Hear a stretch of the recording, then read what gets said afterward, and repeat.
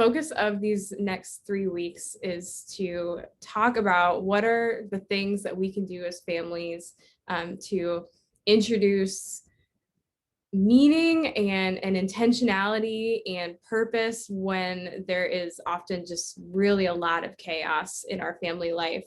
And we're going to hear from a few really wonderful families who have either made videos themselves or sent in about the topic of tonight. So we're really excited about that. Just as a really quick overview of what we're going to be doing, kind of like the primary thing we're about here is that God is the architect. God is the architect of our whole world. He's the creator of the whole world. He is the architect of the church. He's the architect of our salvation, and he is the architect of our families.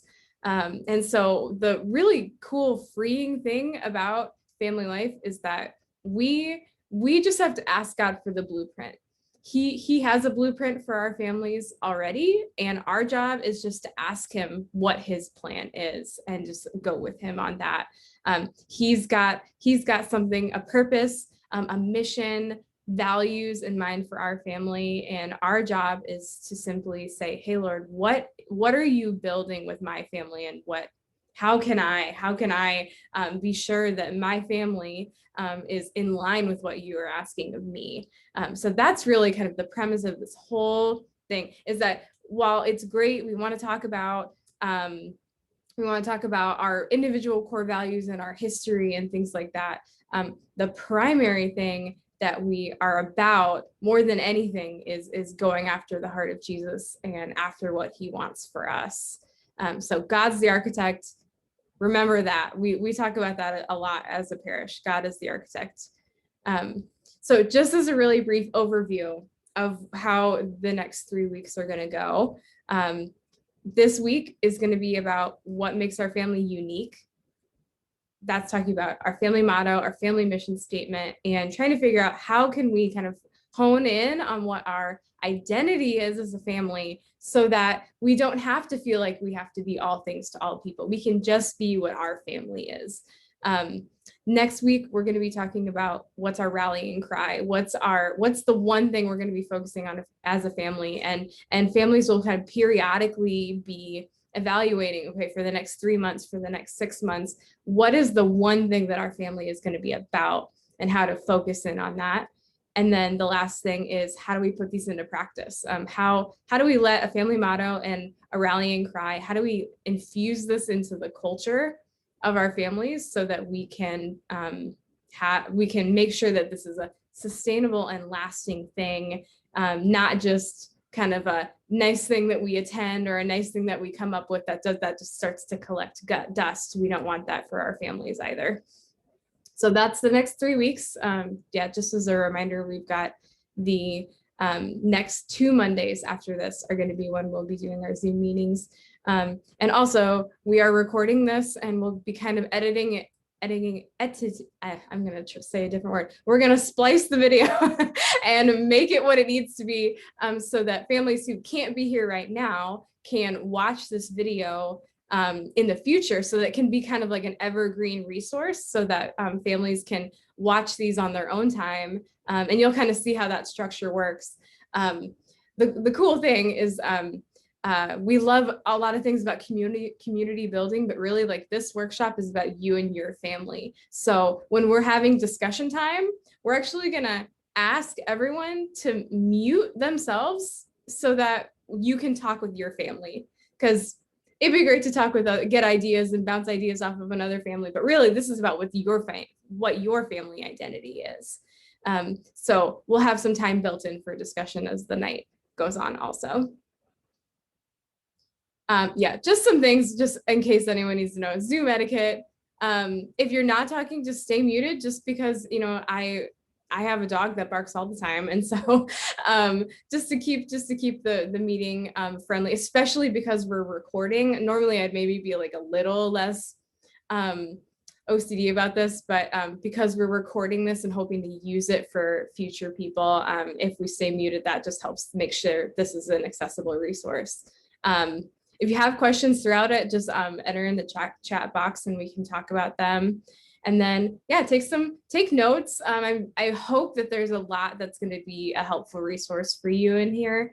Yeah, grab some wine, grab a beer, grab a cup of tea, whatever it is that you want to do to get comfortable, and just have a good time with your family here. So the next thing we're going to talk about is this is the foundation and where this book came from, or when this talk came from a book called The 3 Questions for a Frantic Family. So I'm going to turn up my volume and hope that you guys just have to give me a thumbs up if you can hear it okay. And this is the author of the book who kind of came up with what the 3 big questions for a frantic family is. The book I want to talk about is my most recent book called The 3 Big Questions for a Frantic Family. Now, understand this. I'm a consultant to CEOs and senior executive teams in organizations. So this is a book I wrote somewhat by accident. But in my work with, and I started my company 11 years ago this month, and my twin boys are 10 and a half years old, and I have a 6-year-old and a 2.5-year-old, all boys. So my family life and the company and the consulting firm I started have occurred at the same time. Well, in the course of my work with CEOs and senior executives, we'd get talking about their families. And inevitably, we'd talk about the importance of family, and almost every executive I've ever worked with said, you know, Pat, my family is much more important to me than my company. And they really seem to believe it, you know. And I believe that about myself, too. And then I'd ask them, so what do you do at home to manage your family? They said, oh, my family's so crazy. It's chaotic and frantic. And then I'd ask them, how much time do you spend planning and having meetings about offsites, clarifying your strategy as a family? And they'd laugh. You know, who does that? And then it occurred to me that the family is an organization, the most important organization in our lives. And yet, wherever we work, whether it's a church or a company or a school, we spend time planning and having offsite meetings and strategy sessions and clarifying our values and doing everything we can to maximize the output of our organizations. And at home, we just wing it. And it occurred to me also that probably we're not using the resources God gave us to the fullest extent that we can. But the truth is, it made me think, what is it that my clients do that I help them figure out how to do that you could apply at home? And certainly not everything we do in our businesses applies at home. I can't fire your children or your spouse or anything like that. And there's a lot of things that don't apply, but there are some definite concepts from the world of work when it comes to creating healthy organizations that can help us have healthier families. And that's what I want to go over today, the 3 big questions. Before I do, though, let me just say this. The only way for us to get better at stewarding the resources God gave us, our families, whether our families we're empty nesters or we're just starting a family or we don't have kids, no matter what's going on in our family, the only way we can properly steward these resources is if we create greater context for our families. Context is what we lack. And without context, ladies and gentlemen, we experience great guilt. I know so much guilt. That's probably the worst thing about being a parent. And we don't have enough courage to make the difficult decisions that we all know need to be made to have a great home life. So let's talk about the 3 big questions for a frantic family. We have to ask ourselves is this: what makes our family different than the one next door, or the one down the street, or the one that sits in the next pew over at church on Sunday? What makes our family different? If we don't know what makes us different, then we're going to live generic lives trying to be all things to all people. And of course, then we become nothing to no one. But what does it mean to know what makes us different? Well, the first thing we have to know is, what are our family's core values? Now, this sounds so obvious. People always say family values. Everybody thinks family values are important. But then you ask people, so what are your family values? And they're like, I don't know, they're family values. You know, family, it's important. But what makes your family values different than another? And we don't know. So I sat down and I said, I help my companies that I work with come up with core values. And, you know, some of them do it wrong, where they have a list of like 12 things on the wall that say, you know, we believe in integrity and innovation and quality and teamwork and work-life balance and love and honesty. And, you know, it's like every quality under the sun. You've seen this. And it's like, yeah, the last company I worked at said that. The next one will too. When I talk about core values in your family, I'm talking about those 2 or 3 things that make you who you are and that is not going to be true about the family next door, as wonderful as those people are. How do you come up with those values? The way we did it in my family is I sat down and I said, what is it that I admired about my wife when I met her that made me think this is the person for me? And that later on I would learn that she admired about me too. What did we have in common? Because if it's something about her that I don't have, it's not a core value. It's something I wish I had. And I remember in college when I met my wife, she was different than the other women I'd met, because she would stand up even when it wasn't popular and say, I don't think this is right, or I think this is what we should do. And I remember she would stand up for what was right no matter what the cost. And I said, that is cool. Well, as it turned out, she thought I did the same thing, and that's what we kind of liked about each other. And when we talked about this a few years ago, when I started thinking about this book, we realized that was one of our core values. Stand up for what's right no matter what the cost. We want to live that way. We want to pass that on to our children. And we want to make that a purposeful, intentional part of our lives. Another one was that we were both creative. My wife became an actress later in life, did some amateur acting, and I'm a writer, and she's writing a musical right now. We invented a board game. We didn't come from creative families. They didn't really encourage that. It was like, get a job, make money, that's your life. And we have this desire to be creative, and we said, that's something we share. That's one of our core values. Another one was be passionate for whatever you do. Those were what made us unique and what we were attracted to each other by in the first place. So those were our core values. Now, what does that have any relevance? Well, here's a relevance. Cub Scouts. I'm not a very organized guy. I try to be responsible and loyal, but the truth is, Cub Scouts were never my thing. Tying knots, following the rules, getting the little badges, it was never good for me. My wife either. We're creative. So when my sons came home and said, we don't really like Cub Scouts, Mom and Dad, it was one of those rare moments where like, what should we do? We said, you don't have to go to Cub Scouts anymore. But then one of them came home and said, I do want to play the guitar. And we said, we're going to help them. We're going to nurture that. Why? Because that's what our families like. And otherwise, we were going to get riddled with guilt. You know the guilt you feel when somebody says, hey, do you want your kids to be on the travel soccer team? And we go, I don't know who else is on the travel soccer team. Is this going to affect their life? Will they not get into college? Will there ever be another chance? Oh my gosh, we should do it or we shouldn't do it. How do we know how to make the decision? I don't know about you, but this is the greatest stressor in my life, trying to sort through all the possible opportunities for my family in a world with very little time and scarce resources.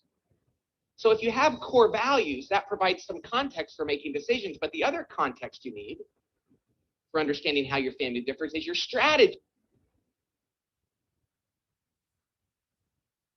Right. So yeah, that's Pat Lincioni, who we'll talk about as the workshop goes on. But this is the book that this is based on. You're welcome to buy the book. It's a fable. All his books are fables, like leadership fables. And so it's a story, a fictional story that kind of illustrates some of these principles.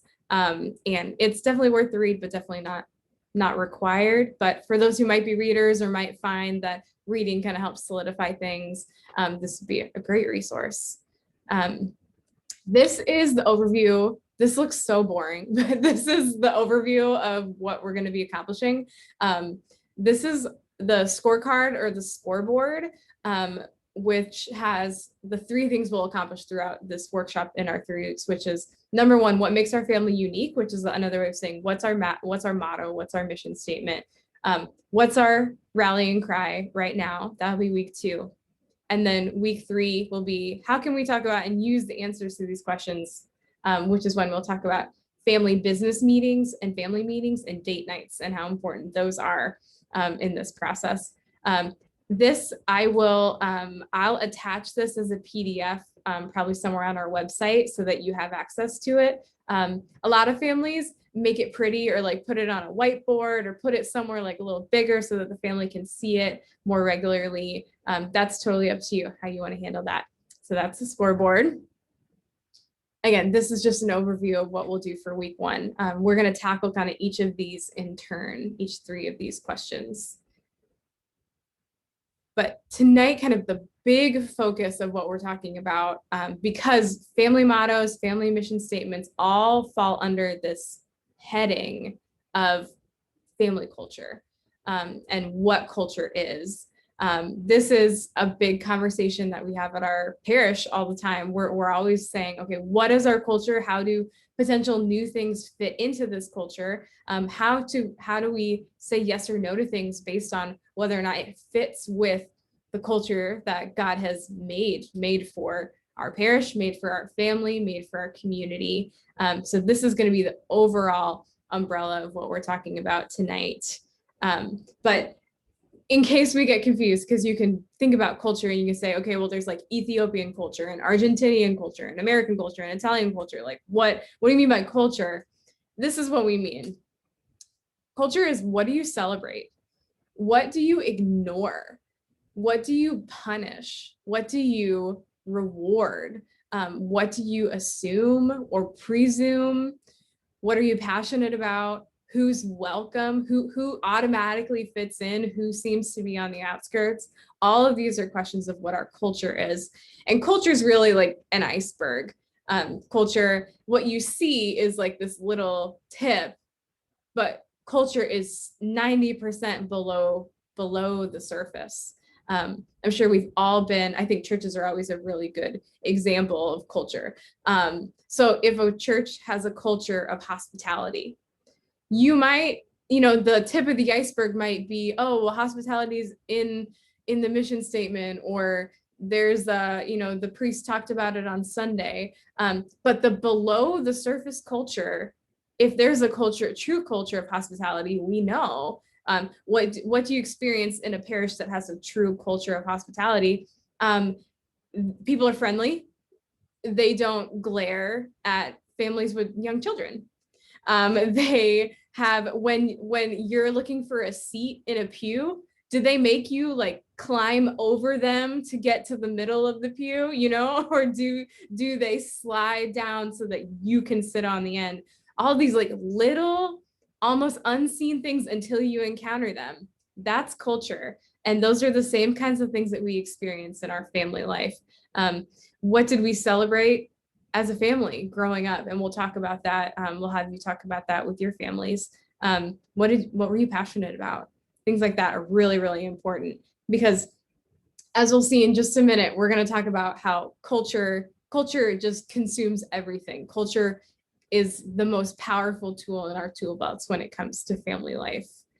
So I believe the next thing we're going to be looking at is a video talking a little bit about parish culture by a priest named Father James Mallon, but I think it really, really applies also to family life. And I think it's just refreshing to hear from a priest, a very good, wonderful priest, about what it means to have a good culture. Oh, I'm going to skip over that. You can have the best people, the best practice, the best program, but if you don't address the cultural issue, if you don't have a healthy, life-giving culture in your parish, it will kill every single initiative, every other effort. As Peter Drucker says, a culture eats strategy for breakfast. It does. Yeah. It will undo everything. And what is culture? Again, a culture are the things we presume. They're the things we celebrate, we tolerate, the things that we reward. And culture is composed of values. It's shown by what we value. And again, these are real values, not aspirational values. Again, examine your behavior and have a brutally honest assessment of what your culture is. I recently heard someone say that, culture is revealed by the conversations you have around the water cooler. I'll just tell you a quick story. In the past year, I went to talk to a group of chaplains, and at the social that evening, the conversation was all on rank and status and medals and promotions and uniforms and blah blah blah. During the break, during the sessions, they were all talking about the stuff that we were talking about. I think of that experience. Then I think of being in London for the leadership conference. The Holy Trinity Baptism Leadership Conference, and back in the hotel that night, we went to the pub, and there was a bunch of Catholics, non-Catholics, pastors sitting around, and we had the most incredibly exciting conversation on leadership, how to win people for Jesus. This is where the culture is revealed around the water cooler. What are the true passions? That's culture. Yeah, so it's just a short example of kind of what the power of culture and how it really is a tangible, noticeable thing. just a brief thing, because I love talking about this and I think it's important to talk about it. This is our parish culture. These are the 3 cultures of our parish that we are committed to. And that's a culture of prayer, a culture of discipleship, and a culture of health. And so we, as Patrick Lencioni says in another book, he has a great book called The 5 Dysfunctions of a Team. He says that parishes have to be brutally intolerant of things that go against their culture and their values, which sounds like, okay, that's like, almost sounds like anti-Christian to be like brutally intolerant of something. But we want to be sure that things that would move us in the wrong direction, we want to be against. We don't want to give into those even a little bit. And so prayer, discipleship, and health are so important to us.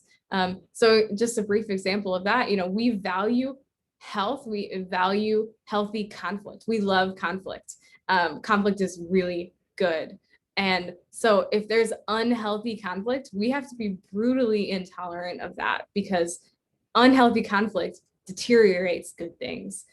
So it's just an example of how, once we establish our family culture, we also have to be brutally intolerant of things that go against what we value, because we want to keep that steadfast and sure.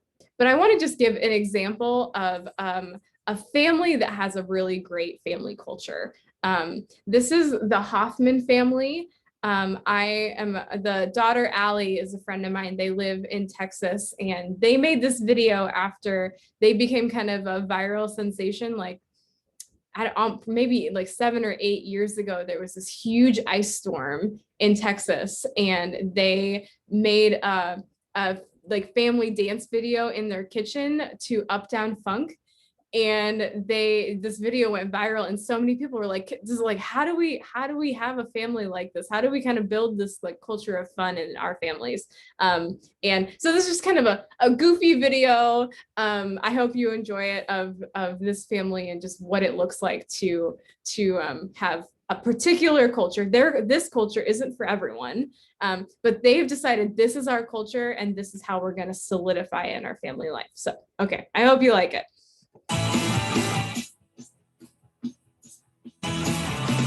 Mike and Allie, take 537. We recently had a little phenomenon happen to us that we wanted to talk about and share with you, and that was that we created a little video in our kitchen a little while ago during an ice day here in Dallas, Texas, that went viral. 10 million people actually viewed this little video, and they sent in questions, or actually not questions, but sometimes they were questions, comments, and lots of nice letters and notes from people all around the world that had mentioned how much they really enjoy not only just the fun and the joy of alley dancing, a few on me, and you too, but the connection with each other. And there were comments about, that mom came in and they loved the family, and they loved the idea of, man, what a fun family. I wish I could be in that family. Or it brought up memories of them and their parents, and or how they want that. And so the question that we got quite a bit was, how do you create a fun family? How do you create that family bond that that allows such silliness? And so we thought we'd address that, because I think it's important for families. yes, It really is. And I think the answer is in the question, and that is, we create culture in our families. Our family is not perfect by any means, but we actually create a culture that is, I think, fun, and that is a positive environment. And so we want to throw out some ideas on how to do that. At least that has worked for us. I think one thing that my parents did very well, mom and dad both, is that they created an environment for my siblings and myself. I'm 1 out of 4 kids, so I'm the third one. And they created an environment that they just emphasized that our family is always for us. That there's nothing that we could do that we could fail so hard that we would be, kicked out of the family or anything. And they just created this culture that when we left this family, when we left and we went out into the world, or when we went to college and we moved back home, thanks mom and dad, that when we moved back home, or that when we left and we went out into the world, that we go and be who you were created to be. And it was just this unconditional support, unconditional love that gave us the confidence to go out into the world to be who we were created to be. And it was done on purpose. So here's a couple of ideas to build a foundation of support. And by the way, this isn't just for the kids, this is for the parents too, you know. Nobody comes with manuals. You don't get a manual to be a brother or a sister. You don't get a manual to be a parent. You don't get a manual to be a child. You know, we're making this up as we go along. So I think some of the things that we did that I think really helped is we verbalize a lot. You know, we verbalize the thank yous. Yeah, I see you. I love you. But we verbalize the thank yous and the I appreciates and the I love yous a lot. Mhm. You know, that's one thing that I would like to see go up in a lot of households is I work and live behind my eyeballs. I don't necessarily know. You have to tell me. You know, or write notes. Yeah, we did that a lot. We wrote on each other's mirrors with dry erase marker. Whether it was just motivational messages, scriptures from the Bible, or just notes about appreciation. Or a mustache Or- that you had to like place your face in. Yeah, All the you remember that? things. I do. Or a party hat, with party hats. On your birthday, you got a crown or a party hat that you had It's to magical. put your face in, and the kids didn't want to do it at the beginning, but they did. We did. We did. A lot of people are, I think why a lot of people gravitated towards it or a lot of people watched it is because messages that we've gotten where I now feel like I have permission to be fun and to dance in the kitchen. So if that's what you needed, we henceforth therefore give you permission for all of time to dance in your kitchen. You or almost your went King car. James there. Yeah, almost. Well, the I swear. All right, very good. Yeah. We didn't plan that. That was pretty cool. 1600s. I think this is really big, and that is a family that laughs together is tremendously important. So what are you guys doing to have fun? What are you listening to? What are you watching? What are you doing together that puts you in a situation to laugh? I think to live loud, you have to laugh loud. You have to laugh with each other, whether it's setting up game night. That's not so competitive, you're at each other's throats, but is actually a lot of fun. And Lord of the Rings marathons. marathons are good. Marathons. Actually, just situations where you're spending time together. It doesn't have to be, you know, planned to be something. It's just spending time with each other. Yeah. And you forgive fast. You know, don't hang on to things. Most people, you know, they didn't mean it the way you took it anyway. So forgive fast, live loud, love Louder. spend time. Ready? 137. Another thing is establishing tradition that that we can reflect on and remember. And one thing that my parents did that we established is that we had a 15-passenger van growing up. And Calypso. we named it Calypso, and it had its own theme song. We took a lot of road trips as family growing up, and so every time that we get in the car to go on a road trip, we would have to play the theme song Calypso by John Denver. Great. It's got yodeling. It's got yodeling, it's got something about dolphins, it's fantastic. Mhm. So we established that, so every time we took a road trip, we played Calypso. And it was just another simple, stupid thing growing up that I know that we'll always remember. A stupid thing that Yeah. stuck.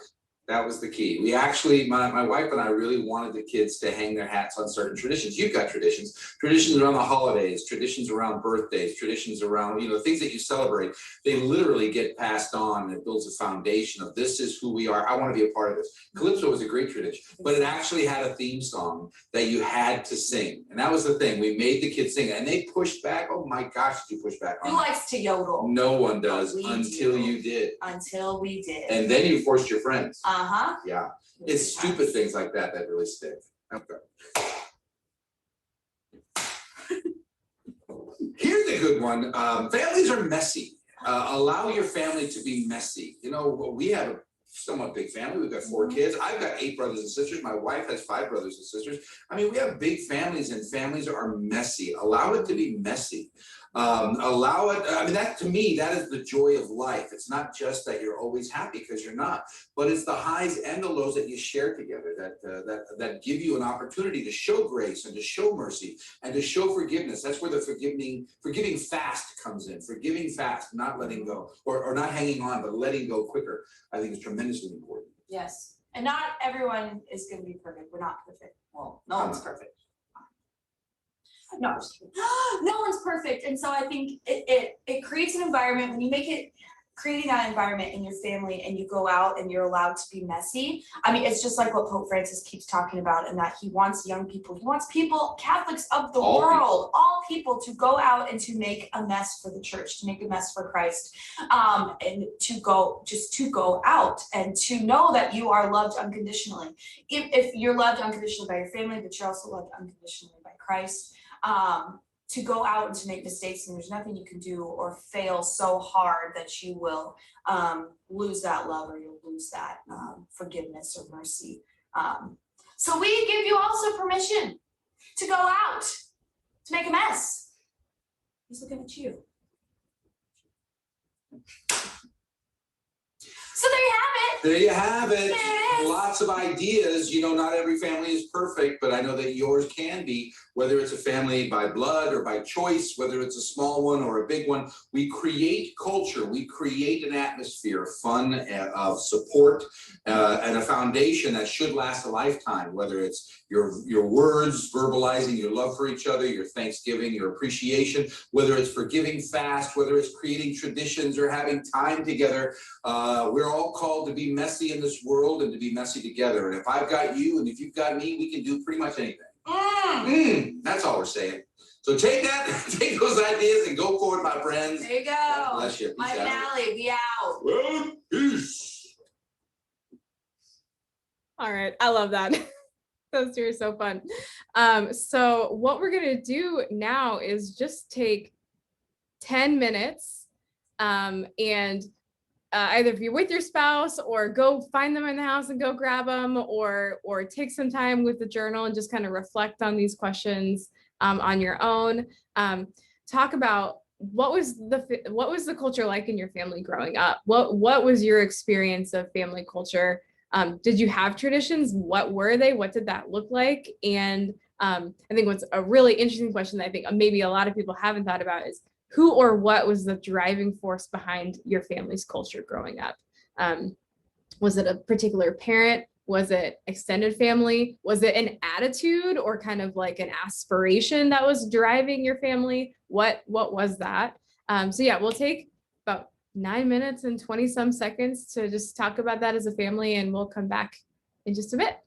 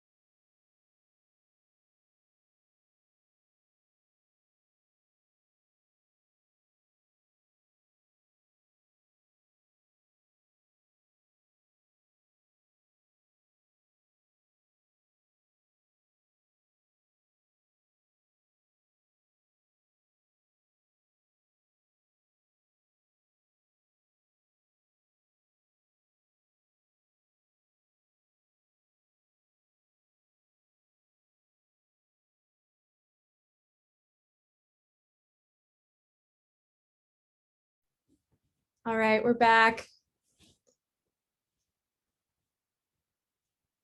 All right. So we are going to start talking, about family mottos and how to craft those and what those look like. So this, again, Michael Hoffman is just a really excellent speaker about particularly this issue. And he's going to talk about their family motto for their family, how they integrated that into kind of the fabric of their family life, and what it looks like. And I'll share a little bit about some other family mottos that we have of families in our parish after that. What's the foundation of your household? What's the mantle above your door when you walk in every day, whether it's written there or not? What does your family stand for, and does your family know it? I think this is important because our world is screaming for identity. Our kids are looking for places to be. And I want to go out of my way to give them a place, because the tornado is going to be loud in their lives. How can I have my family, me as a dad, as a mom? You're not always going to like me, but you're definitely going to know I am for you. With every being, with every inch, with every cell of my body, I am for you. I would give my life for you. I am your dad, not your friend. Your dad. That's much better, because that incorporates that. But I'm much more than a friend. I'm your father. And I know some of you go, I know, as long as I'm under your roof. I don't know who said that, but they're wrong. I am your father until I am dead. Sorry. Oh, no. What do you mean until you leave? Until you are bone of my bone and flesh of my flesh. I know your mother can say that. I want to say it too. You're part me. It doesn't end just because you don't live with me. I'm your dad. My relationship may change because you've matured. I don't have to do this as much. Hopefully, if I've done a good job. This symbol we adopted. This is the foundation. I'm going to ask you, what about your family? Here's something we did I found really, really helpful. And I want to whip through a couple of ideas here. This is actually, we made this into a family ring. I'm going to talk about the ring in a second. But the thing I want to talk about is, what's the mantle of your family? Do you have a motto? Is there something your kids know that you're about? Ours is God is first, God is last. That's the Alpha and the Omega. And family's underneath it all. God is first, God is last.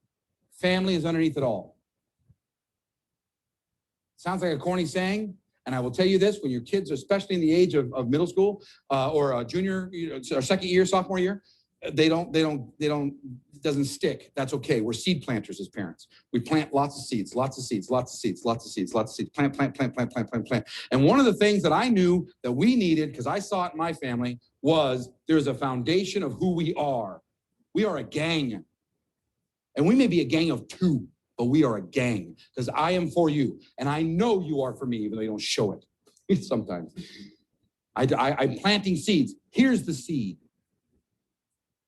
God is first, God is last. You come from a long line of believers. And if it's not a long line, you come from me, and I'm a believer. And I'm going to tell you what we stand for in this group. God is first, God is last, family's everything. I'll always be there for you. Always, always, always. Our kids hang on to that. They hang on to that. And the reason why I want to bring that up is because I want to encourage you to start traditions, especially at this age. So one cool thing that he doesn't talk about in this particular talk, but they have a ring with their family motto and their family symbol on it. And when each of their children turns 16, they have their parents take them out for a nice dinner, and that's when they present them with their family ring. And they talk about one of their children who's no longer a practicing Catholic, and obviously they're praying that this child comes back. No longer a practicing Catholic, but he keeps that ring on always. He still keeps that ring. So the family culture stuck. And so there's a hope that even if some parts of the faith fade, they pray that because the culture was so strong in the family, that the culture is going to be a tool for bringing that child back, which is just amazing. So looking at kind of how do you actually craft what a family mission statement looks like. It's great to start by looking at what makes your family unique. So we'll look at just our parish, because our parish is absolutely a family. And this is a process that we've just undertaken in the last few years. So when we were, as our leadership team, going through what our mission statement should be, our coach was walking us through, okay, what makes our parish unique? And so we came up with things like, we have a missionary identity. We feel very strongly that we are called to be missionaries. Our parish has a long-standing history of a love and a care for the poor. We are empowered by the Holy Spirit, and we are really have this sense of anointing over our parish. Like, we're not just doing things because we're doing them because we feel like the Holy Spirit has anointed us to do certain things. We have a commitment to this culture of evangelization and discipleship, and we have a devotion to Saint Therese. So we took all those elements and we distilled it into a mission statement for our parish, which is driven, this sense of anointing, driven by the missionary zeal of Saint Therese, this particular aspect of Saint Therese's spirituality, that she was a patroness of missionaries. The Lord anoints us to proclaim to the poor and broken the good news that Jesus calls us to abundant life in him. So we took all these things that were unique about our parish and we brought them into this mission statement. Another example is the Kyle family, our family. Some things that we found that are unique about our family. Right now, we're a family of two. That's a unique thing. That's a unique thing about us. We feel like we're very called to have a house of hospitality, a house that's open for people. Holiness and ordinary life is a huge thing. I sat here on purpose because my husband has this giant painting. Oh, the light is right over his face. Of course it is. Saint Jose Maria Escriva, who is all about holiness and ordinary life. We're jokesters. That's a big part of just like how we express ourselves as family. We have integrated spiritualities. My husband and I have very different ways of approaching our Catholicism. And so we see that as we want to integrate those things together. And we want to be witnesses to the love of Christ. So when we distilled our family, we came less with a mission statement and more with a family motto, which is, our family is set apart for God's glory. This idea of set apart was really touching for us. And so this picture here is a picture of our dining room with our family motto in it, where we see it every day. And one more family example is the Sellers family, who have this really beautiful, they have this, again, displayed prominently in their home. They have established 2017 because that's when they got married. And their mission statement is, appointed by God to live a purpose-driven life. We are kind, faithful, and honest. We choose to help others. We are not anxious or afraid. We are free, and we will leave a legacy of love. A beautifully crafted mission statement about particular things that set their family apart from other families. So here's some helpful questions as we go into a time of going back with our families and talking about, okay, what's unique about our family. We'll have some time to brainstorm about what are our core values. What do we really value as a family? And again, as Pat said in, I think, the first video that we watched, we don't want 12 things. We don't want 12 generic core values. What are the very particular things that are unique to our family? What sets our family apart and what makes us unique? This question, I think, is huge. Number 3, what do we want our family to be for others? What do we want? Because our family is not meant to be just for ourselves. Our families are meant to be a gift to the church, a gift to the world. What do we want our family to be for others? What do we love about being Catholic? What do we love about Jesus? What do we love about our faith? Integrating that into, that's a really great, sometimes pinpoints particular things that are unique, because it's really easy to be like, well, we're a Catholic family. That's good. Definitely good. But we want to know like what particularly, what's even more specifically, what's the particular anointing of over your family. And then what are we not? Like, what are we not? My husband and I, we're never going to have sports in our mission statement. That's just not something for us. Cheese was definitely more of a contender for being on our mission statement than cheese and chocolate had a better chance of being on our mission statement than sports and a few other things. So like, what are we not? That's really helpful to know. So think about those things. And we're going to go into, I think, this is just like, let me see, I think this is a 5-minute timer just to look at, just try to be quick, like bing, bang, boom. What's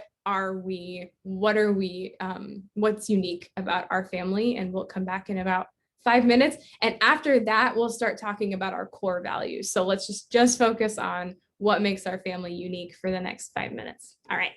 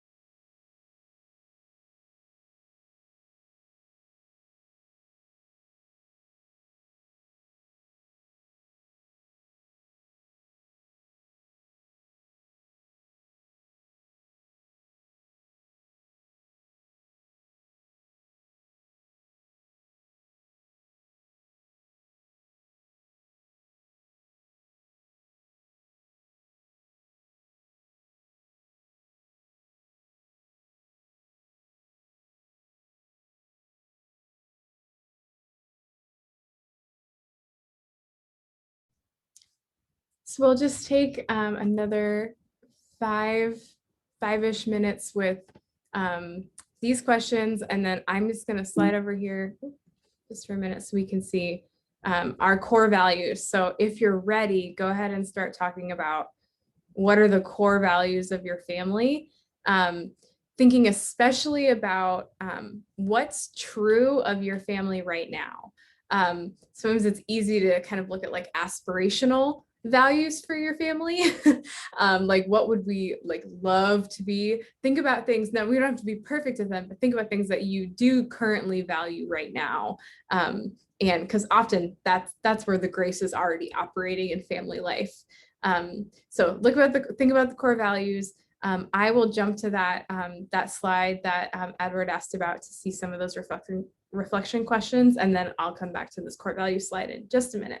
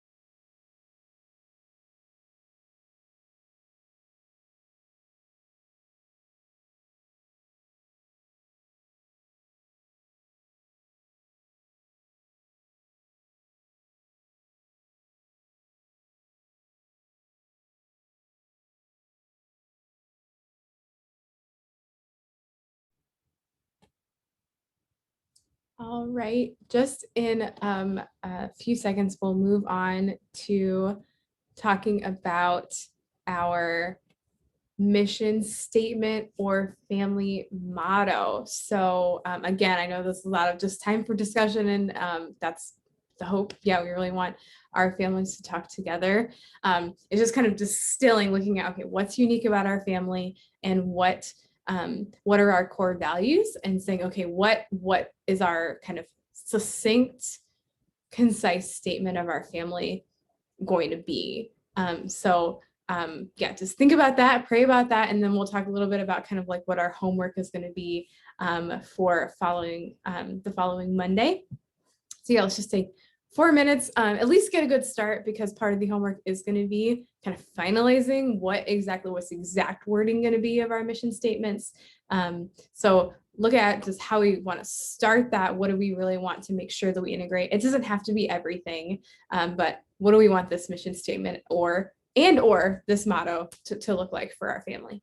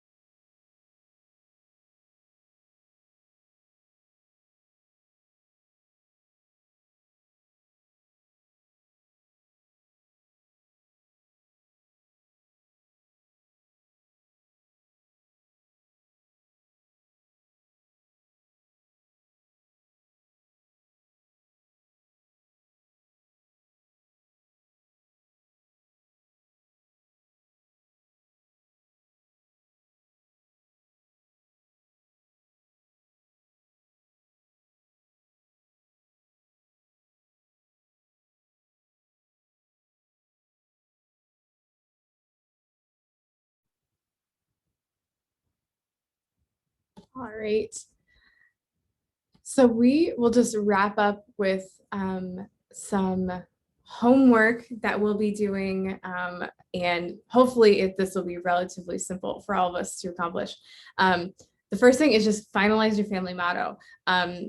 Continue to talk about it. Highly encourage you to go to adoration, go just sit before Jesus in the Eucharist and bring this motto to him. Talk to him, ask him, okay, Lord, again, what is your vision for my family, for our family? And just ask him, because sometimes he'll tweak it. He'll maybe make you think of something that you hadn't thought of before. So finalize that, and then place it somewhere in your home that's in a prominent place.